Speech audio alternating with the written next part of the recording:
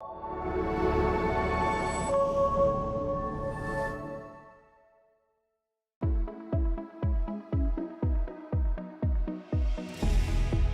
is Beyond Business. Witness the real lives of Cranbrook's female entrepreneurs as they candidly tell their stories, their experiences, and their struggles in raw, revealing conversations.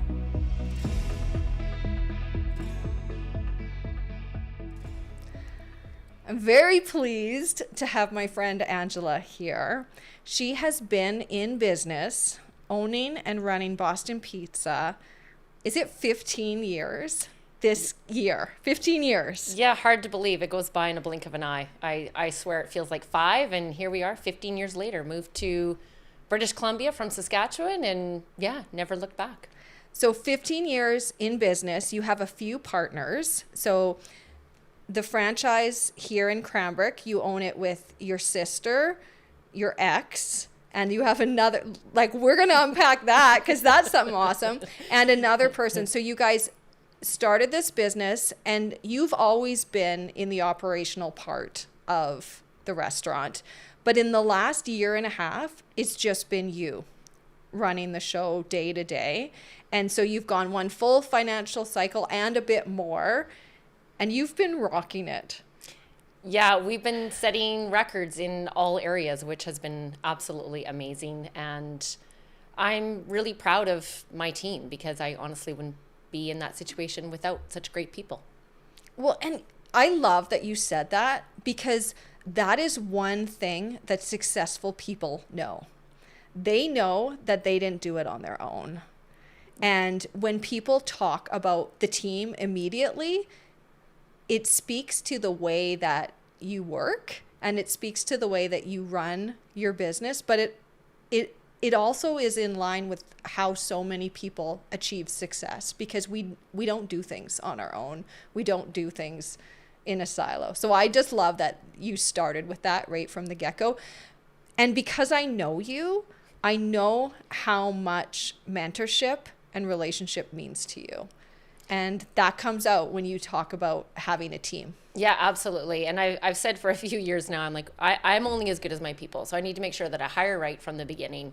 I train those people to do the jobs that they need to do so that I can do the things that I need to do. If I'm constantly having to oversee the little things, the business isn't going to be setting goals. And thankfully, the team we have had for the last, 2-3 years has been absolutely amazing. And it's allowed me the flexibility to work on other things to drive sales, drive bottom line numbers. And those when you have your own business, I mean, those are crucial to your success. Mm-hmm. So let's start back in time 15 years ago, because at that time, did you have, I'm trying to think how old your oldest is. Like, he must have been a baby. He was 2 when we moved here. And Great time to start a new business. Yeah, exactly. Right? And I had never even been to Cranbrook. And when they said they were looking for franchisees in Cranbrook, I had to go look on a computer and look up Cranbrook. What is this place? I don't even know where this is. And looked it up, and I saw these pictures of mountains, and I thought, yeah, that place looks really nice. Yeah, let's move there. So we packed everything up and brought our 2-year-old and moved out here. And no amount of training can prepare you for what happened and what was going to happen. We were lined up, honestly, for 3 months, out the door for 3 months. And there was a Boston Pizza here before. And there was a bit of a break between franchisees and locations. So we had built our new building. And I think everybody in the whole area wanted to come check it out in that first 3 months. So yeah, it was absolutely insane and worked a ton and no regrets at all. It was worth every second. And yeah, here we are today. Because your experience prior to owning the Boston Pizza in town was not in business. No, I was doing communications for the government. I loved my job and I loved the people I was working with. I was working with Casinos Regina and Moose Jaw. So many amazing communication challenges that they were facing. And I was in my glory and loving everything that I was doing. But I also have always had that entrepreneurial bug. And I knew that I wasn't going to be there forever. And when this opportunity came up, we did think, like, this is our chance to really, go do something really special. And we really believed in the Boston Pizza brand. very much a family-oriented restaurant and brand, and that fit with who we were or are. And when that chance came up, we thought, we need to go do this. So what does it mean when you say that you had an entrepreneurial bug? It sounds like you knew that you were meant for being in business, but you just hadn't found your way there yet.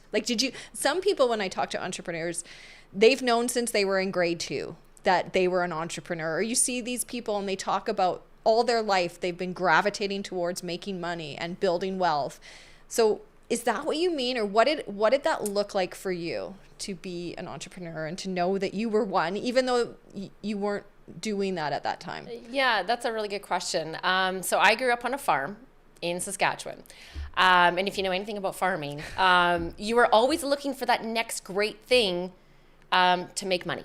That's the way farming worked. So we were grain farmers, cattle farmers, and then, we should get into raising chickens and butchering 100 chickens and delivering them to people all around our community, and turkeys and ducks and pigs, and it was always the next best thing.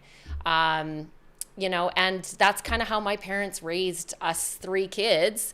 So we've kind of, all 3 of us, always had that entrepreneurial, kind of outlook in life. We're always looking for, okay, how can we make this better? Or how can we do this differently to possibly make more money, or, whatever it would be, more enjoyment, whatever it might be. That was instilled early on. And after high school, I worked for my aunt and uncle. They had a car dealership. So always been dabbling in either family businesses or being exposed to them. My first job after college, I worked for a public relations consulting firm. A wonderful woman who I still treasure to this day. She was my mentor in that industry. And she had her own PR firm. And I'm like, okay, I can see myself doing this. And so for many years, that's what I worked towards. And before I went to the casinos, I was actually running my own company, public relations consulting, for about 3 years, I think it was. And it was great, just a little bit lonely working by yourself. So That's when my client was actually the casinos. And then they made me a job offer. And I thought, this is my chance to get back to working with a team and, various departments. And so when that came up, I snagged it and spent 5 or 6 years there before moving out here. Okay. Mm-hmm. So you've always kind of been in business. Yeah. Because you come from a family that was making business work. Yeah. And so you make the decision, you move across several provinces. You have relatively a young family, and you're in business with your husband, and you're diving full on in, and it's insane. The first 3 months could not have prepared you for what. Yeah, and we didn't know anybody here. So here we are, trade off with our 2-year-old at the time. I'd work a day, my husband at the time would work the night, and we'd not see we wouldn't be together most of the time. It would rare that we would have a weekend or even a day off, the 3 of us. But really, once kind of time wore on, then those opportunities did come up. But yeah, the first 15 years were very hard. I joke about that because it's still, we have another child now, and most kids love Boston pizza. My kids do not love Boston pizza because they've grown up there. They've lived there. In fact, I even found a photo today of both of my kids laying on the office floor. I put sleeping bags. They got, video screens. They're watching movies with headphones. And I'm like, yeah, they truly did live in the business for many, many years. So your kids grew up in Boston Pizza because that was the opportunity that you had to be together as a family. Yeah. Because a restaurant business is 7 days a week. Very much so. And it starts in the morning because even though the restaurant's not open, business is open. Yeah. You're getting organized for the day. You're doing inventory. There's a lot of work that happens in those hours before the restaurant opens. And then you're open late, especially a place like Boston Pizza. Yeah. There's that whole crowd that's coming out later in the evening. Yeah. So family time probably happened there. Yeah. Oh, there's my daughter. She was born, she's 12 now. So anyways, I had a bassinet in the office. And 1 week after I had her, I was back doing payroll and she's sleeping in the bassinet in the office. So yeah, very much. I think it's, when you own a business and you do have a young family, it is a lot of sacrifice.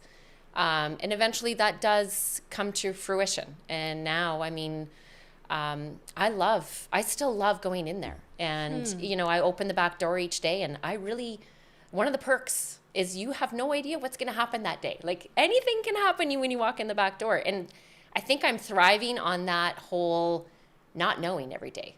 It's like every day is different, or dealing with a guest in a situation is different. You learn something new every single day, and it's amazing.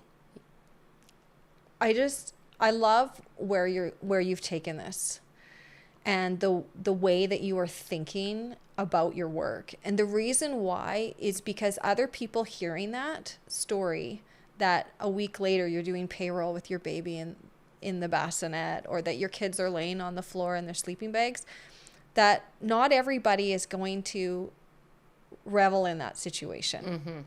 Like, they're going to feel the weight of that, or the guilt of that, or the shame of that, rather than seeing that this was something that was giving to you too.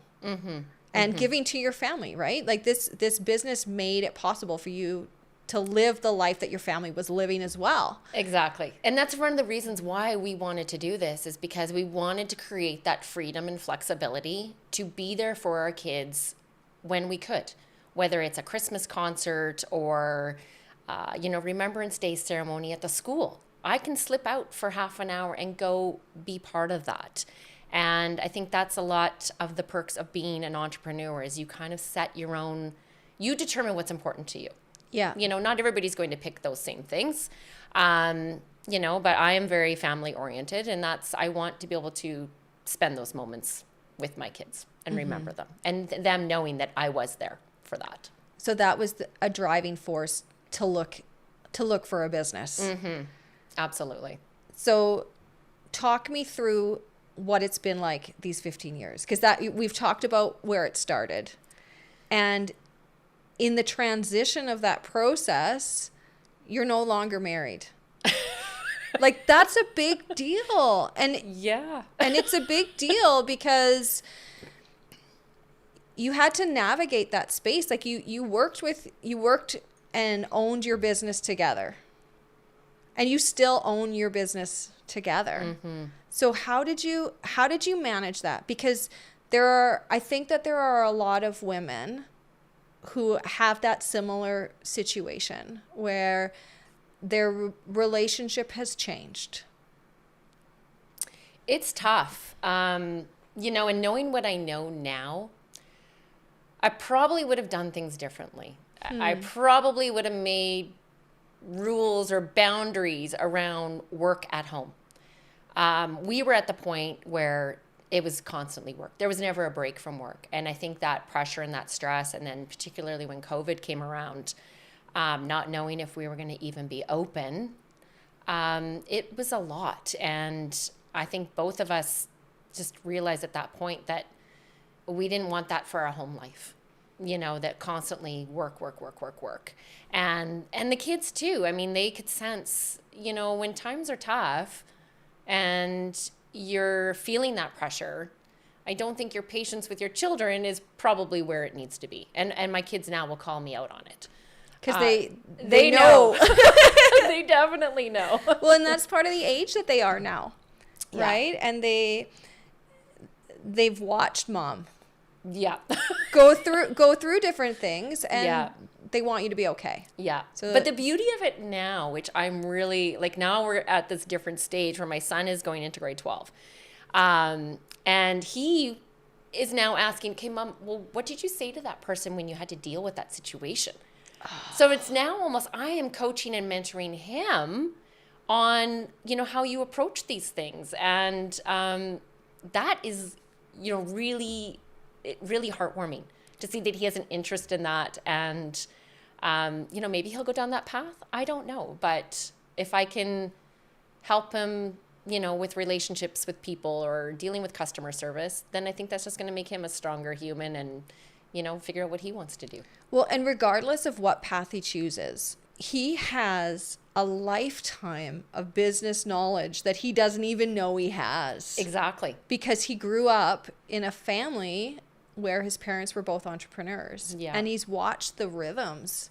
Because when you're new to business, you don't always realize that there's downs. Sometimes it's just ups.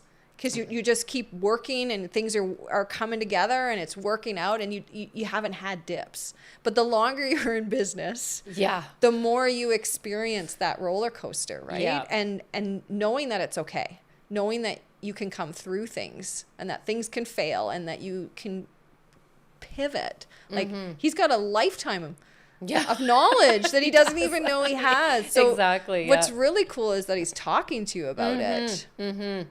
Yeah, it's actually, especially the last few months, and I don't know if it's because now he's at that stage where it says last year of high school, so he's thinking, okay, what's next? But he is eager to learn. He wants to learn how to deal with these situations. You know, what did you say to that guy, Mom? And then I will tell him, and and then explain why I word the things the way I do. And then I get to see the wheels turning in his head. So, I think it's wonderful. It's wonderful to watch that happen. It is. It's a gift. Yeah. For all of this work that you've put into the business. It's a gift because out of that is coming this new way of connecting and mentoring your son, which is really awesome. Yeah. Okay, so back to being in the restaurant, you mentioned that there's things you would have done different. When we were talking about the relationship, you said in retrospect, there might have been something you did different, and you were talking about the piece related to the pressures and the stress. And I just want to acknowledge that because I work with my husband, I get it. I get there's no separation of stress. Like he can't come home and complain about work. And I can't just be supportive of him complaining about work. Because it's my fault on some level, because I'm also contributing to this situation that is work. Yeah. So it gets really difficult because you don't always align. And one of the things that couples do for each other is they relieve the stress that other people that their partner has from their day. But when you are in that same stress and there's no separation and you can't offer reprieve, it makes it really difficult. Yeah, there's no break. There's no break. It's a constant from get up till you go to bed, but even through the night when you're not sleeping, you're still thinking about all those things. So you're really it's 24/7. Well, and how do you put boundaries and say we're not talking about work? Yeah. Like then it's like after a new baby and you're like, we're not going to talk about the baby, and you just sit there and stare at each other because you have nothing to say. Because sometimes when you're an entrepreneur, everything is work. Yeah. And it's not always like that, but there are seasons I have found where it is. Exactly. That's exactly it. So what do you talk about if you're making boundaries around not talking about work? Like, yeah. And no downtime. Like, we didn't go do things together because we were always working. And it wasn't just until a few years ago, we actually went out to the Moye Lake Beach, and we took our lawn chairs and took the kids and set up out there, and both sitting in the lawn chair and the kids are playing in the sand, and we look at each other and we're like, okay, this is weird. We have never done this before. And this is like 12 years into business or 11 years into business. So we had never done that. We do maybe like a 1 week trip to Mexico every year, but that was our only break away. But we were still doing work while we were there. Like I was still doing the payroll, and we were still answering all the calls and issues. But yeah, I don't know why we didn't carve that time out earlier on to say, okay, this is our family day. We're going to the beach. We didn't do that, and maybe we should have.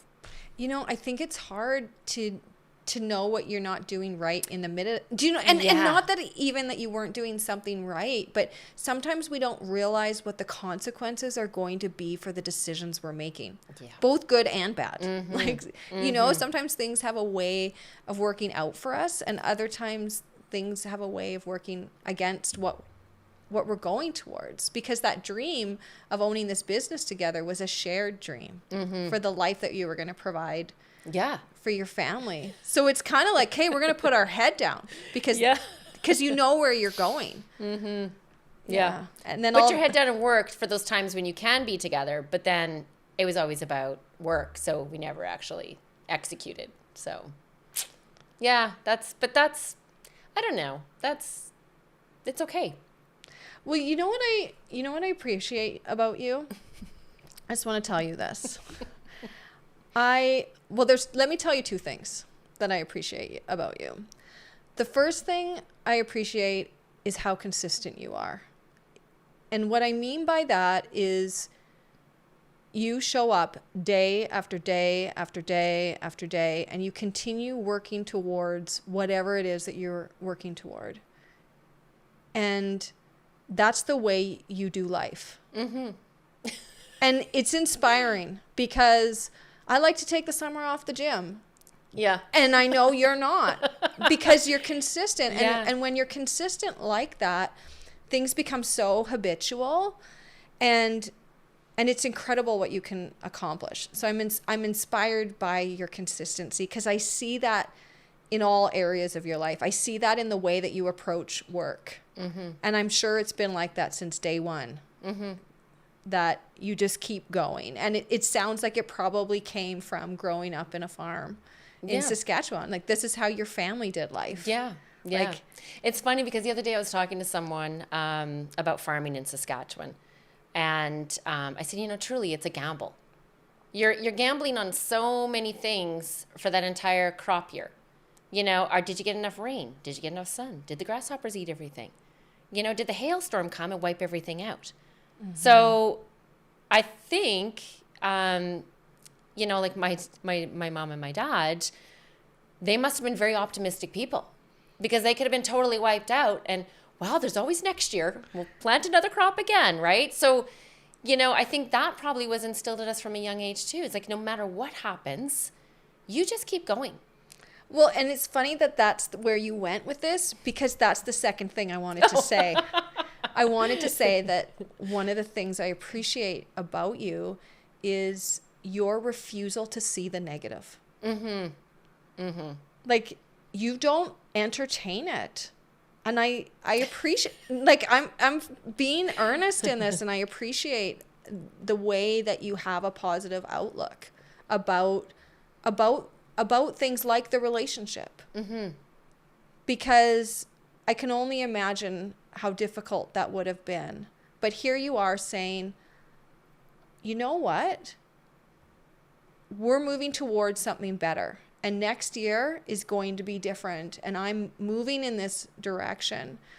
And I think it's amazing that you have that outlook in life. And I think it's one of the things that drives the way that you work and live and the way that you're an entrepreneur. Yeah, thank you. Thank you. That is a huge compliment. I try to instill that in my people too. Mm. Customer service, it can be very difficult at times. Yes. And how do you pull out that positive piece of that interaction? And I really, whenever I deal with a situation, I will try to coach the staff on that and just say, like, okay, well, here's the highlight of this. This is what's good. This is what we've learned. This is what we'll do different next time. This is how we're going to make it better. And, and maybe that's part of being an entrepreneur is you're always looking how to improve, how to make things better, how to grow. And I think to do that, you have to look at the positive side. If you're constantly looking at the negative, how would you ever see any growth in any situation if you're always focused on the negative? Or how would you ever get out of bed to do stuff? Yeah. I mean, if you only looked at the negative. Yeah. If you're focusing on the negative, you would never be an entrepreneur. Yeah. Because there's always some cost. Yeah. There isn't probably a day in the last year and a half for sure since I've been on my own with the business that I haven't not wanted to go to work. I wake up, I'm like, I get to go to work today. I get to see these great people. I get to have an interaction with a guest.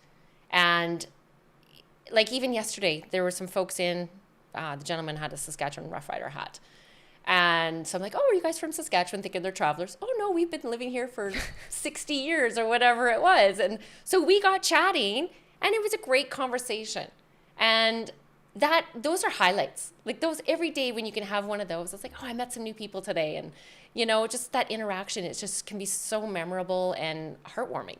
You're in the right industry. Yes.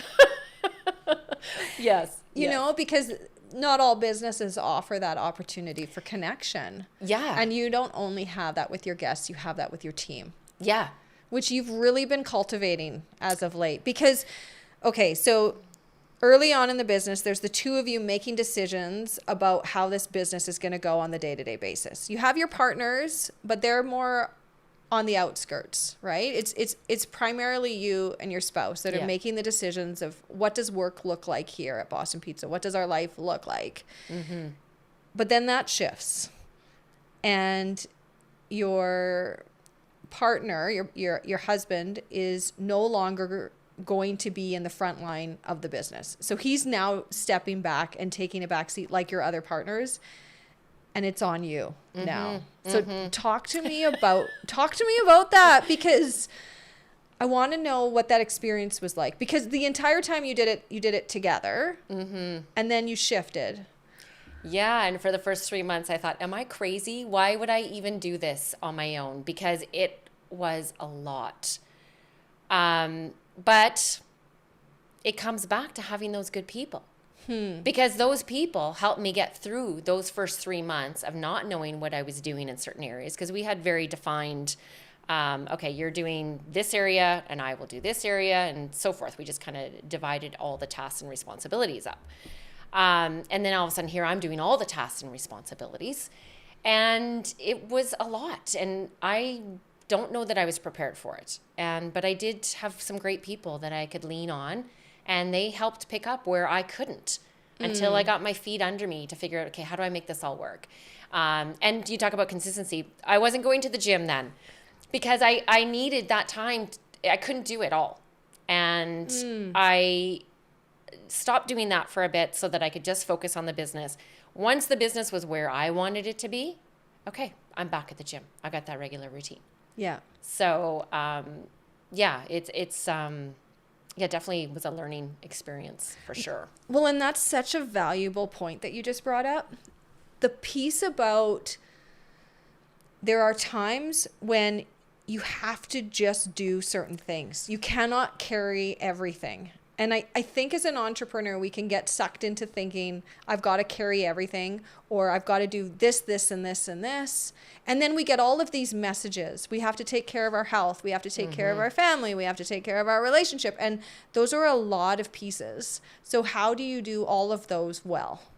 Yeah, you only have a capacity for so much.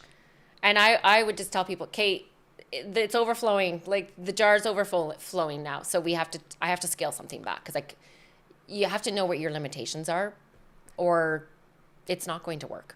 Well, and knowing that you can put something aside, it doesn't mean that you're throwing it out. It doesn't mean that you no longer are going to be going to the gym or that your health routine is going to fall apart. It just means for this season, if I don't focus more energy towards this, then it's not going to work. Yeah. And I need to direct this extra time that I would normally be spending at the gym has to come over here. Yeah. And I think that can be really hard because that can feel like a sacrifice, that you have to give up this piece. Yeah, and I was almost at the point where I really wasn't liking myself or appreciating myself because I wasn't taking care of myself. I was from the minute I got up, straight to work. And then I would spend the whole day there just trying to get everything where I wanted it to be. And I'm very impatient with success. I want things done now. So that 3 months, maybe for other people might have been a 6 month or 8 month process, but I let's do it all at once, so I think that's why, something had to give. And I chose that. I don't know if it was the right decision now because it's so crucial to my well-being. And it's such a piece of who I am. But maybe the business then maybe it would have taken 8 months to get where it needed to be if I had done that. So I guess it's a trade-off. Yeah, it sounds like it was a trade-off, that you put aside that piece that was so important to you for a time in order that you could focus on things. And I think there's something to be said for that, because you can rush things, you can do more faster, or you can do less over longer. And I mean, it's not always like that, but just I think part of you knew, okay, if I just really dive into this, it'll be quick. Yeah. And then I can start building pieces back, because there is a learning curve when you're doing something new. Yeah. Yeah. And I would say that for sure, actually. Yeah. And so now, after that, it took 3 months. Is that how you feel? How long? It was 3 months of hard work. And then from there, it's just every day got a little easier. And as people came in, like the people that we have now, it just got easier every time. You know, when you get someone that can bring this to the table, it's like, okay, now I don't have to worry about that now. Now they can do that. Right. So yeah, it definitely helps.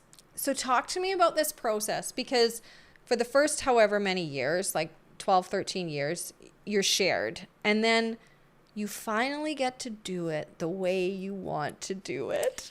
Not that you weren't before. Do you know what I mean? But you know when you're in business. Are we putting this all out there? It's up to you. But you know how when you're in business, especially when you are the way you are, which is very growth focused, which is very let's do this, and you have a lot of zest and excitement for where you can take things. And when you are balancing back and forth with someone else in that, you don't necessarily have the freedom. I mean, sometimes those people really push and encourage you, and other times you're not in alignment, and you're not going in the same direction, and you're not on the same page. And then when that happens, you start to feel like your hands are tied. So you get in there, and now you get to do whatever you want. What was that like? At first, I would say a ton of resentment. Because this wasn't, like, I only planned a portion of this. I wasn't planning that I would be running the whole entire thing. So I think for the first few months, I was a little bit angry, like, okay, now I'm stuck doing all of this. What was I thinking? And, you know, just it's probably a lot of self-doubt, if anything. But I did want to just circle back to what you were saying about two people making decisions. One thing I have figured out, if you do own your own business, there does need to be one final decision maker. And I think that's where we lacked, we kept flopping back and forth we just didn't have clear direction. And I think for the first 12 years of the business, we coasted. You know, we weren't setting these incredible goals. Once we sat down and set goals, I did with my team, all of a sudden, okay, the sales are up here. Our expenses are down. We're controlling expenses like we never have in the past 12 years. It just made such a huge difference to have that one driving force. And I think the staff appreciate that as well. They maybe were conflicted because one person's view is this and the other person's view is this other way. And I think they probably were unsure of, like, who's making the decision here? And, you know, what's the clear direction? Well, now there's no doubt. Well, and you're talking about what sounds to me like an intrinsic value, like a way of approaching business.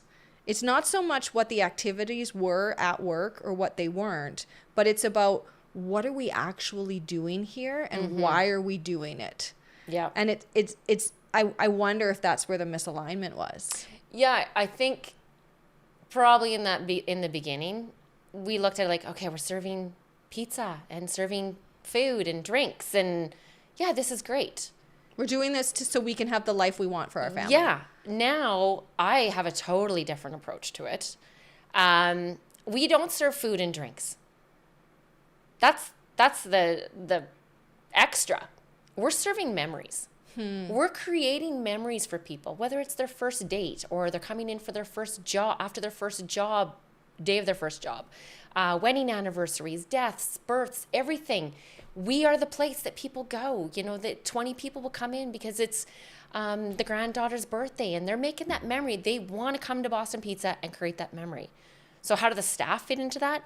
They need to make these moments special. They need to make these moments stand out in the guest's mind. And that's how we flipped everything in the last year and a half, is approaching it like that. We're not serving pizza.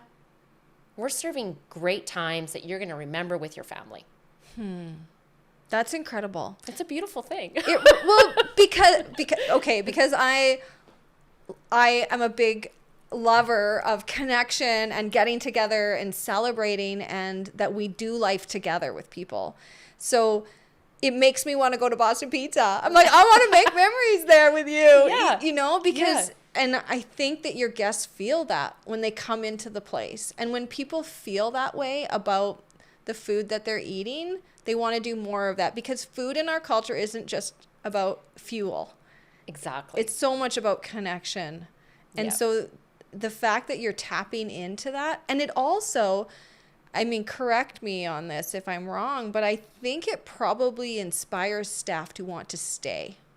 Yeah, like our turnover is very limited, especially in the last 3 years, I would say. And we've taken a different approach with that too, is, not so hard on, these are the rules. You need to do this, you need to do that. It's more, how do you think we can do this? How can you make that guest experience special? I've got a gentleman right now, he's a server. He does magic tricks at the tables with kids. And people on Facebook are, giving little shout outs to him, like, hey, we went into Boston Pizza. We had this server. He did magic tricks. We love him. All this stuff. And that's creating memories with these people. They remember that. They want to come in again. Well, and my kids would eat that up. Are you kidding me? If I told them that the server was going to do magic tricks, they would be all over that. Like, it would blow them away. And what's so incredible about this is that you've seen that this person has this interest and you've created space for them to express that, even though it's completely out of the box. Yeah. And even the fact that that person felt that they could ask you, can I do this, speaks to the leadership style that you have in your company. Yeah. It's like the human dynamics is so interesting, because what works with one person is not going to work for the other person. And you really need to tailor your management style or even your approach to them and how you even talk to them and say hello differently for every single person. And getting to know them and what they're interested in and what do they do outside of work goes a long way to keeping these people employed there. They want to stay because they feel valued. They feel like they're part of something. We try to create relationships with every single person. Well, and that type of work often has a lot of entry level people, right? Like, they're coming into this job. It's oftentimes a first job, or it's a job that's leading to another job. So it's the type of job that can create a lot of movement. And the fact that you're holding on to people, that's amazing. Yeah. These kids that come, they go away to school, they come back every summer. And I've said this too, and I've actually taken pictures over the years of certain staff that have come in. They start as they're in high school. They start out there, and then all of a sudden here they are, they're getting married and having babies and moving on to careers. And I'm still in touch with these people. They still come in and I get to see them and almost be part of their lives still. And that's pretty amazing to watch. And you go talk about the first job. Everybody remembers their first job, whether it's good or whether it's bad. My goal, make sure it's a great experience, because I want them to always remember that. Hey, my first job was at Boston Pizza. Oh, it was so great. We got to do this and we got to do that. I want them to remember the positive side of it. Let's talk about that a little bit more, because when you talk about work, it doesn't sound like work to me. Like, I can feel your interest and I can sense your passion for this. And we're talking about a restaurant, which... Like, can I just put that out there? Like, this is a restaurant. Yeah. And it's not, and it's not your restaurant in the sense that you got to choose the menu. Yeah. Or that you get to, because it's a franchise. So there's a lot of opportunity for personal expression in a restaurant, and where you can pour your soul into it and be artistic and be creative. Yes. But a franchise is not that. No. But when you talk about it, like, I'm excited about Boston Pizza listening to you talk about this, because it doesn't sound like work. It sounds like you're passionate about it, but it's a restaurant. How did you get there? That's actually a really good point.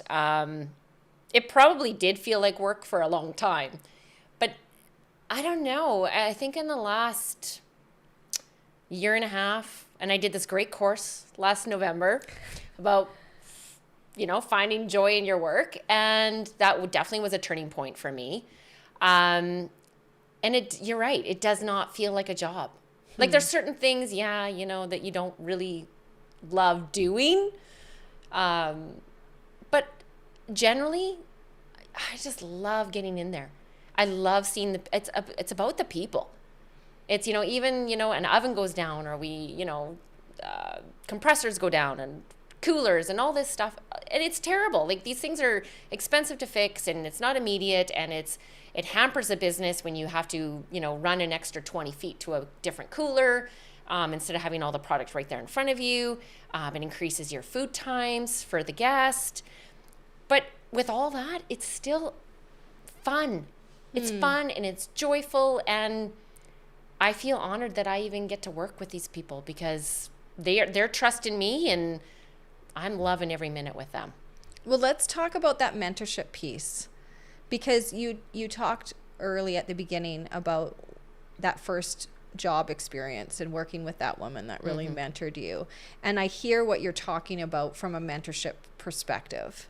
And I know that you've also done other work in the last few years where you've done training and mentoring women who are, working out. That's how we first met, right? So I know that you have an interest in coaching in that piece. So talk to me about how you bring that into your work and why that matters to you. Yeah, I think if I was going to look back and my relationship with Barb at the public relations firm, I was a naive girl from the farm. I didn't really, and I'm living in the city. Regina wasn't a huge city, but it's a big city to me because I'm coming from the farm. I didn't know really anything, culture, all these things I didn't know. But she was so patient, and she explained, any client we worked with, she always explained why we were approaching something the way we were. And I grew so much with her. Like, I just feel like, that was my point of life, where I moved from this farm kid to a successful professional. And now it's my turn to give back. It's my turn to find those opportunities where I can coach people. I can mentor them. I can help them be their best selves.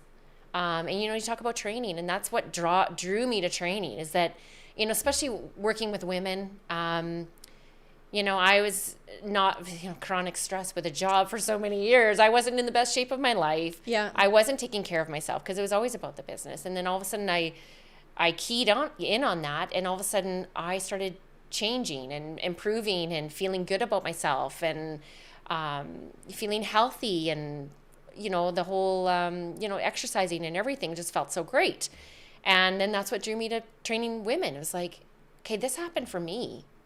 This can happen for others. And I can be part of this, and I can watch their growth. Wow. There is something to be said in watching people grow. And you feel just such a sense of love and connection with them when they're like, oh yeah, I hit a new PR, or, whatever it might be. How can you not feel joy for them? Yeah. That I feel good when people are happy, and I want to help them be happy. Well, there's something that comes out of giving to others. Like, Absolutely. it's so fueling. So the fitness piece, where did that line up in the owning Boston Pizza for 15 years? When did you start making that transition to care for yourself? Well, I think it was 2017. So yeah, quite a few years ago now. I had a lot of neck and shoulder pain. It actually started in 2014. I had been going to yoga a lot, like sometimes twice a day. Right. So it was my outlet. I'm like, okay, this is my starting point. Needing to unleash some of the built up stress in my life. So I'm going to hit up yoga. So I had done that, and all of a sudden I started getting a ton of shoulder and neck pain. So there was one day in particular, I was on the couch, and I'm like, I can't go to work today. Like, I couldn't even lift my head off the couch. It hurt so bad. So I from there, I'm like, okay, I'm signing up with a personal trainer. Exercise is going to be what's going to help this. Yeah. So that's how I started. I started going 2 days a week. Then I was going 3 days a week. And then I did that for about a year and a half. And then I'm like, I think I'm ready to go on my own. Like, fly the nest here. So then I started going to the gym on my own, which was a huge step and very nerve-wracking because I didn't know if I knew what I was doing, because when you have a trainer, you don't have they to think do about everything for you. So you just show up, and they're like, they give you the dumbbells, and here you go. You're going to do this. So that was, a little transition for me. And then it's so liberating. Like, oh my gosh, I can do this on my own, and I'm getting fit and I'm feeling healthy, let's keep going. And just kept going with that. So yeah, I guess it's been 7 years, 8 years. So well, and you attacked fitness the way you attack work. Yes. Like, we're doing this and I'm going to do it well. Yeah. And there's no looking back. Like, this is who I am now. Yeah. This is what I do now. Yeah. And if you have ever read James Clear, Atomic Habits, that's actually one of the things he talks about in the book, is saying what you want to be. So I'm a gym goer, or I'm a workout person. Once you start saying that and you believe it, your actions are going to match your words. And that's the kind of the whole idea of some of his tips in the book. So you transformed that part of your life in amidst running this business. And then you started doing some personal training. Yeah. I was looking for a little bit of a side, because it was giving me so much joy that I thought, well, this could be my little outlet, because the business wasn't at that point that I was getting the joy from the business. Right. But these were the small pieces. I'm like, okay, well, if I can go train this person for an hour, that's going to lift me up, watching them do their thing and improve and better themselves. So that's kind of how that started. And I did that for about 2 or 3 years. Just kind of outside, like, work the hours around my work schedule. Well, and what's interesting about that is we can put so much weight or pressure on a certain circumstance. Like, work has to be everything for me. And it didn't have to be for you. Like, you found that there were other outlets. Like, it was okay that work wasn't a big source of joy because you had another source of joy. And it was okay to separate it. Yeah. Because you were putting your head down and you were doing work for a reason, and you were getting fueled somewhere else, which enables you to keep your head down and do well at the thing you're doing. Yeah. What's amazing now is that those two things have aligned. Absolutely. I now work my work schedule around what I want to do. So if I want to, I know I'm going to have a later workout that day, then I go in later. And, if I want to go for lunch or if I want to take the day off to go do something, I work my schedule around what I want to do. And I know that's a big piece I pulled out of that course last fall, creating the life you want. And when you're an entrepreneur, you can do that. I'm not locked into 8 to 5. And if I want to go do something, I can go do that. And that is wonderful. You know what's interesting about that is when you first started as an entrepreneur, you started out with wanting that freedom, but you didn't have that freedom. Right. Like, you made all of these sacrifices for work, but you weren't reaping the benefits that you thought you were going to. Yeah, which I think created some of that resentment. Because resentment towards what? Towards the job. Probably not loving the job because you kind of resented it, because here you thought it was going to be this. It turned out to be this, and you're not living what you thought you would be living. Yeah. I thought the freedom would come right away. I didn't know it was going to take 12 years to get that freedom, or 10 years. And then that resentment that gets associated with work, because it's letting you down. Yeah. You said you were going to give me this work. You were going to give me freedom to go watch my kids' Christmas concert in the middle of the day, or that we were going to have time, or these things for our family, and you're letting me down. It like builds resentment towards work. And when you're in business with your partner, that resentment towards work, it starts to feel like the resentment is towards your partner. Absolutely. Like it's almost like all that anger you're directing towards work, they start to think that it's their fault because they are also creating this beast. Yeah. Totally. And it's so hard to break out of that. Mm-hmm. Yeah. Yeah. Yeah, totally. But here we are. And with that positive outlook, it's like, okay, we're doing things different now. I'm doing things differently now. Yeah, because I'm in charge. Because you're in charge. Of me. Yeah. Yeah. Well, and the business. Yeah. You get to make the decisions, and that's when those shifts have really happened. Yeah. It sounds like you were leaning in that way prior to getting to make all the decisions. Yes. But just being mindful that there is other people and not executing it. Well, because you're relational. Yeah. You probably recognize that model that you wanted to instill into your company wasn't going to have legs when your business partner wasn't on the same page. Yeah. And that's part of being in business with people is it's this dance and this navigation of how are we going to do this together. And sometimes you think it's all going to work out because you're family and you love each other, speaking from my own experience right now. And it doesn't work that way. No. Sometimes things fail. And it might not even be with a partner. It might be with someone else that you've gone into business with. Exactly. And you're doing that dance with them. So it can be very difficult at times, for sure. It's not for the faint of heart. No, definitely not. Angela, you exude so much confidence in the work that you do and the way that you go about work. And I'm wondering if for you and your experience, because you didn't go to business school, but I'm wondering if there was this moment, this defining moment or this time where all of a sudden you knew what you were doing, or you knew that you weren't just faking it anymore. You were actually doing the work, being an entrepreneur.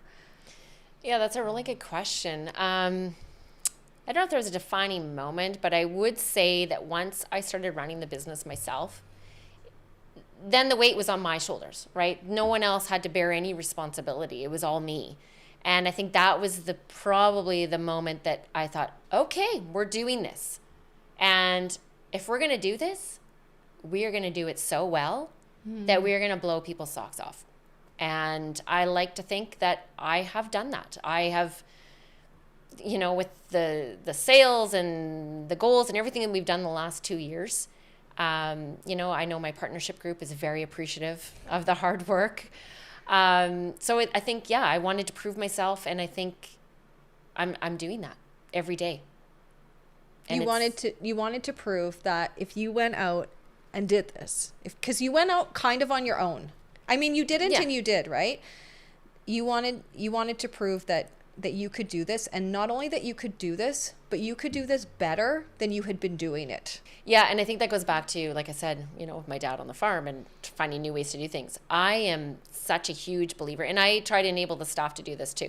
Find a better way to do this.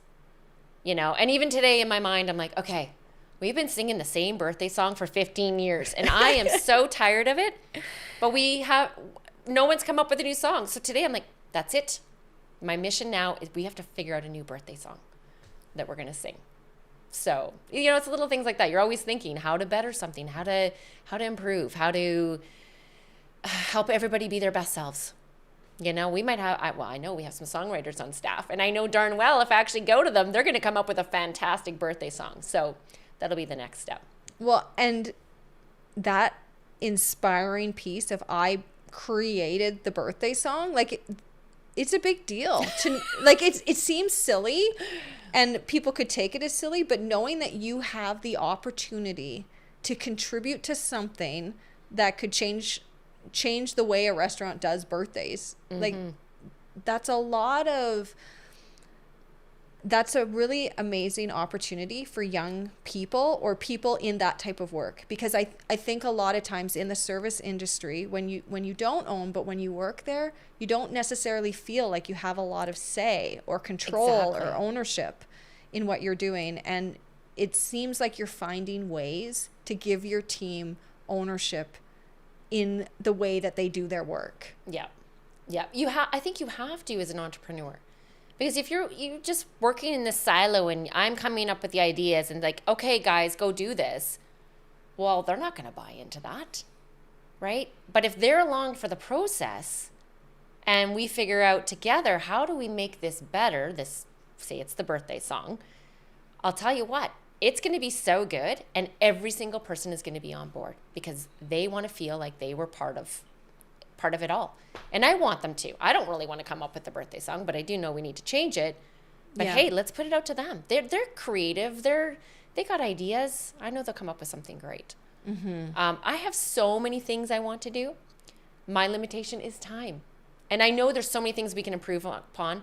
I know there's so many things that we can do better. I know we can drive sales even more.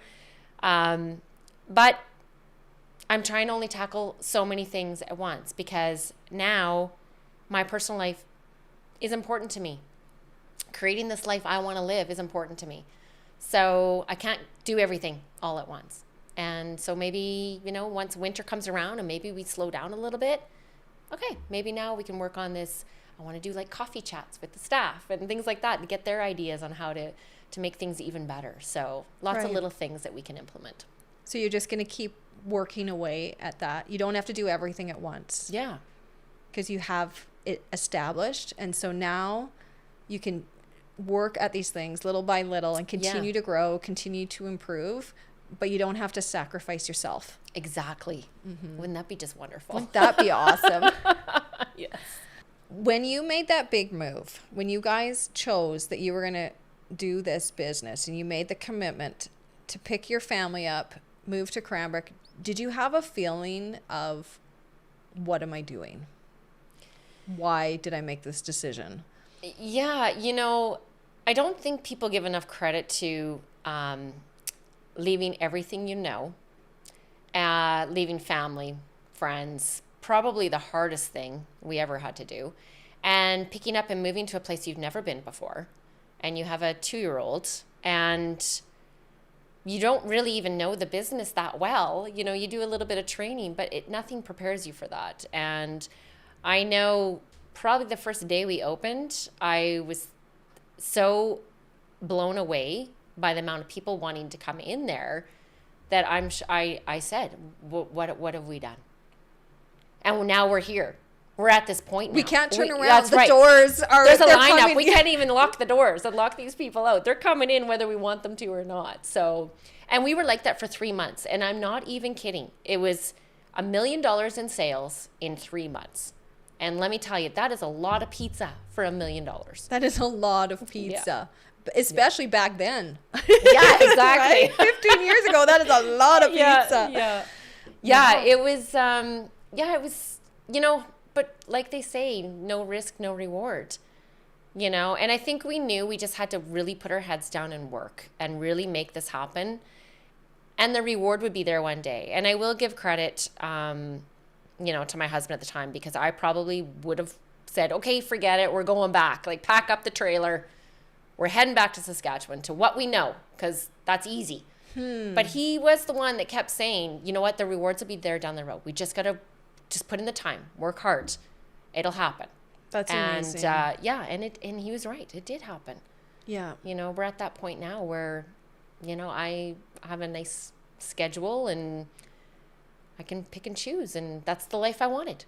That's why you chose this. That's why I did it. And now you've arrived. Yeah. You've got to the It just would have been nice if it happened, a little earlier than 15 years, but that's okay. Well, sometimes you get going. Yeah. Right? Like you're used to working that much, and you know that this is what you need to do, and you're filling your plate, and you're keeping your plate full, and you don't even realize that you don't need to anymore, because that's what you've been doing for so long. And it can be hard to shift. Yeah. It can be hard to shift to that place. But having that clear break for you where you were coming back in alone enabled you to have to rethink everything. Yeah. But I think it's much more difficult to transition and shift away when you're used to working that hard. Yeah, it totally is, because it becomes a part of who you are. Yeah. It's like, I'm not doing enough if I'm not working that hard. But you really need to reframe your thinking, because I think, the whole work smarter, not harder. You need to look at that. You really do. And where are you spending your time? And do you have the right people that you can actually do this? And I think that up until the last couple of years, there were so many challenges. It just seemed like every year there was something big happening that was a challenge to the business. There was an economic downturn there for a while, all the stuff with COVID, not being able to get staff. Like, it just seemed like it was just always seemed to be, there was a down. But the last year and a half, rarely any downs. And hopefully that's a good thing. I better knock on wood. Well, I just want to point out that, was there an outlook change too that happened in that time? Like, were you approaching work differently? Because yeah, I know what you're saying. There's these ups and downs, but you also talked about, you show up and you open that back door and you don't know what's going to happen. And I'm sure there's been things in the last year and a half that could have in previous years been a way bigger down than they were. But because of the the experiences that you've had running the business, because you understand the ebbs and flows, that down wasn't as deep. Yeah, I was just going to say, reflecting now in the last couple of years, like the downs aren't as down as they used to be. And probably because my outlook is in a totally different place than where I was before. Now it's like, oh, that cooler's down? Well, just move everything back to this cooler. And, you know, it's so simple now. Like it's, you know, pivoting basically. And I don't think that we had the ability to do that before. It's like, oh my God, the cooler's down. What are we going to do? You know, and it's like, life is over. The cooler's down. Well, is it though? No, it's not. You know, you need to look at it optimistically or positive and just see, okay, how can we make this work? And I think that's where my talent probably lies, is that no matter what happens, okay, how do we make this work? I'm always thinking that. And I probably owe that to my dad, because my dad is jack of all trades. He could fix anything or do anything. And I was always right there alongside him with the wrench and, you know, whatever it was. And maybe that's one of the traits that he gave me, is I'm always like, okay, we can fix this. We can make this happen. Mm-hmm. And that's always, every single day, that's how I approach it. Well, and when you approach it that way, the people that you've surrounded yourself with, the people that are working alongside you, your team, they're adopting that outlook. They start to find their own solutions. Yes, because it's not coming to me with all the little things, because now they figured out they can fix it themselves. Yeah, because they have this model. They have this place that they look to, and this is what they're told to do. Yeah. Oh, there's a solution for this. We can make this work. And then they've seen you do it. Yeah. I try very much to model the behavior I want for my staff. And I've always, since day one, we have always said, there is no job that we will not do. So if I need to go into the washroom to clean up something that's not pleasant, I go do it. Or if a child has thrown up in the restaurant, I go clean it up. Because I know my staff will respect me for that. And it also means if I'm not there, they're willing to do it because they've seen me do it. Right. So I'm not above any job in the restaurant. I will do anything. Well, and that inspires confidence in your leadership. And it inspires loyalty. Mm-hmm. Because you feel like we are in this together. If I'm cleaning barf, you're cleaning barf. We're all cleaning barf. That's right. Who doesn't want to? Right? But it creates this feeling of solidarity. Yeah. And it gives you this joint vision of this is what we're doing. This is why we're doing it. And people want connection. They want to feel a part of something. Yeah. And by doing that, you're showing the team that we're together in this. Yeah. Yeah, and I do. Like that's the walk I walk every single day. You need whatever, I'm going to go do that for you because I want to help you. Because I know at the end of the day, the guest is going to get a better experience if I can help that person do that one little thing. And that's the whole goal, is to make sure that the guest has a great experience and the staff have fun making that experience happen. I love how you framed that. The piece about guest first and then team. Mm-hmm. Because I think sometimes when we're relational, we spend the majority of our time with our team, not with our guest. Yeah. So it can be difficult sometimes when you're thinking about your team all the time. It can be difficult to remind them that they're here about the guest. Mm-hmm. Because when you make it about them, they can start to feel like it's about them. Yeah. Right? And I love how you frame that it's the guest first. Well, we're in a unique circumstance because most of our guests 10 months of the year are regulars. They're from the area. So how do we keep them coming back? We need to offer that unique experience every single time, a memorable experience every single time. We want to know their name. We want to know what they drink. And when we get to know them and they come in and I say, oh, hey, Mark, are you having a whatever it is today? They appreciate that. And they tell me that. I talk to the guests. They're like, we want to go where you know our name and your staff know our names. Yeah. And make them feel special. And I think that's what makes us stand out. Well, and I think it speaks to a bigger human need around connection and wanting to be a part of things. And as much as our world has shrunk in the last few years because of technology, we're so distant from the people that we're doing life beside. Yeah. Because we can be distant, and we have this pseudo relationships with all of these people online, and we don't necessarily have connections in real life. And because we move away from home and we end up in communities where we don't know anyone, we don't have friends that have known us for our whole life, or we don't necessarily have these connections. And so I think we crave that. Yeah, we totally do. And I was just at the Boston Pizza conference in Mexico in April. And the tagline or slogan for the conference was, "We feed the need to connect." And I sat back in my chair when they unveiled that on the screen. I'm like, oh my gosh, yes, that is exactly what we're doing. We are feeding that need for people to have a connection. And yeah, I've been using that ever since April. I'm like, every time I talk to anyone, yeah, we're feeding the need to connect. It's in all my radio advertising, everything, because we all want to connect. I think that is part of our purpose, is we want to connect with people. You know, if I'm out at the grocery store or whatever, and I see some of the people that come into Boston Pizza regularly, I stop and chat with them. And, you know, that's the beauty of it. You get to know so many people. And I just actually had a couple in tonight.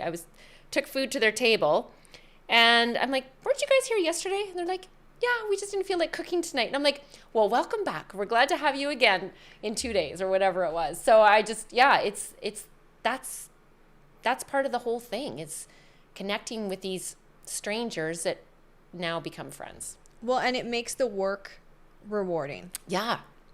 This is why you're doing it. Yeah. I'm looking at these people today. I'm like, well, they must have had a great experience yesterday that they want to come right back to us again tonight. They could have chosen any other restaurant. Yeah. But here they are. Here they are. And I love it. And I thank them, because that's part of it too. Show gratitude to these people that keep coming back every single time. Because they're the reason why you're able to keep your doors open. Exactly. Which is the reason why you're able to feed your family. Yeah. And have the life that you want to have, is because of your guests. Yeah. Yeah. And I do tell the staff that. I'm like, just remember, a lot of these people, they're regulars. Like, they come in 5 days a week. So we want to make them feel special. We want them to feel like they're important when they come here. And we appreciate them, because we really do appreciate them. Yeah. We want that repeat business. Well, and sometimes I think in the service industry, there can be a disconnect between the customer, the guest, and this is where your paycheck comes from. Yeah. Like, you know, like yeah. It's a funny thing, because it's not directly like that, but there can be that disconnect between the people that you're serving in that case. And when you remember that, it shifts the dynamic a bit too, like into this place of gratitude. Like, I'm thankful for what you're giving me, which is an ability to earn money so that I can support the lifestyle that I'm living, or my family, or whatever the piece is. Yeah, totally. Yeah. I think your story is so inspiring.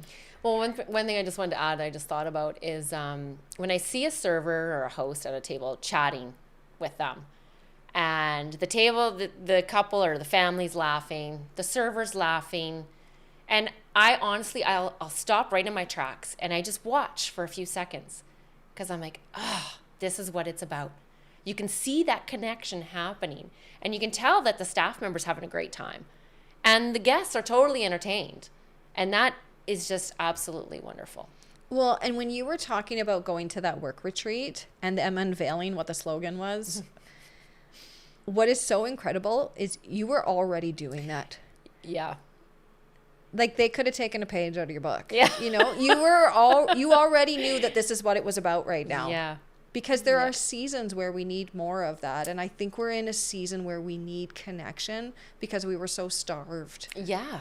For a few years. I can totally see that in people that are coming in. Absolutely. So you're meeting that need for connection, along with this ability to celebrate these moments from their life. Yeah. Yeah. It's a beautiful thing. It is. Getting to be a part of people's lives. Yeah. We're more than pizza. You are more than pizza. Thank you so much. Well, thank you very much. I really enjoyed this. I'm so thankful for your openness and your willingness to share the different parts of your life and where you've gotten to. And I'm excited to bear witness to the life that you're living, because it is motivating, and it's encouraging to know that people in business care about their customers and about the circumstances or the culture that they're creating.